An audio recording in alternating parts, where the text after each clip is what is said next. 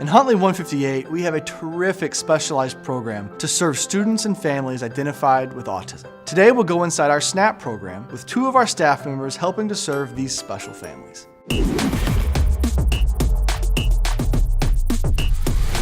I'm Jessica Lombard, Associate Superintendent. And I'm Scott Rose, Superintendent. Welcome to Huntley 158 today. Today we're here to highlight our SNAP program. We've got Alyssa Zamek, one of our Special Services Coordinators, and Deb Ryan, a speech therapist. Thanks for joining us. Thank you for having us. Alyssa, can you tell us what is the SNAP program and who does it serve? Our SNAP program services a variety of students with different diagnoses, but often have the label of autism. So we have a program that spans from early childhood all the way through our transition students and serves across the district based on all of their needs. So Alyssa, how does a family typically become engaged with the SNAP program? So many of our students come in with different diagnoses, but we have individual education plans for each of our students.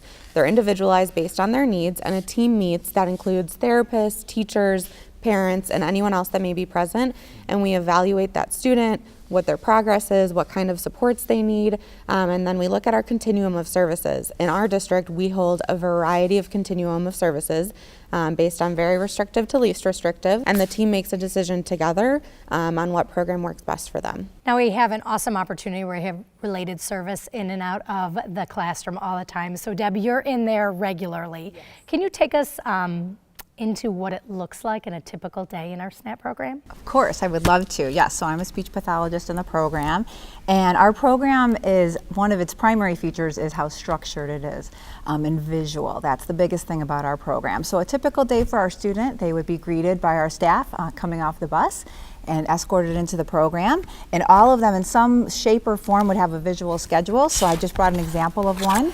This would be the student starts his day with some morning work, and then he would go to some centers, often broke up by some motor room breaks, which are controlled and choreographed by our occupational therapist. Another example would be snack time, which is very structured. We emphasize communication in various forms. If the students are nonverbal, we can use low-tech communication, or we have iPads and communication devices. And then, of course, we've got a bathroom break and some more centers. And then lunchtime followed by recess, a speech therapy group and or our social worker provides a group, and our occupational therapist provides groupings.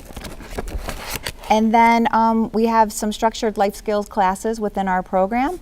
They might visit another center with their teacher. We have some wonderful online programs such as Teach Town would be an example of this student's day. Bathroom breaks are often structured into the student's day to support any kind of potty training needs that are being requested. And then pack up for the day and head back on the bus. So it's all very visual depending on the student's need. Well, Deb, can you go into a little bit of detail about the impact and the difference that this program makes in our students' lives and their families? Obviously, it's so important for our district to support this program, and we're very proud of it, but what kind of an impact does it make in our students and their families? Well, I would say, and you can add, Alyssa, but for us, it's such a highly structured program and organized and very purposeful in what we're teaching. Our students don't learn a lot of social skills and communication incidentally, so they have to be taught. And what our focus is generalizing those skills and producing independent members of society that can go out into the community and someday hold a job, we would hope, and be able to have friends and just be productive members of society. For anybody who is watching today, where can they get additional information about our fantastic SNAP program? So they can absolutely reach out to any of the buildings. All of the administration are very well versed, as well as our special services coordinators throughout the district. And also on our website, there is a special services tab that they can visit to learn more information and people to contact. Now, as you said, this is an extremely important program, one of which we're very proud of. I love seeing all of our students interact. The inclusion and the incorporation into the general ed setting is a really important feature that this program provides our students in the SNAP program. Thank you very much for joining us today and providing us this insight. Thank you for having us.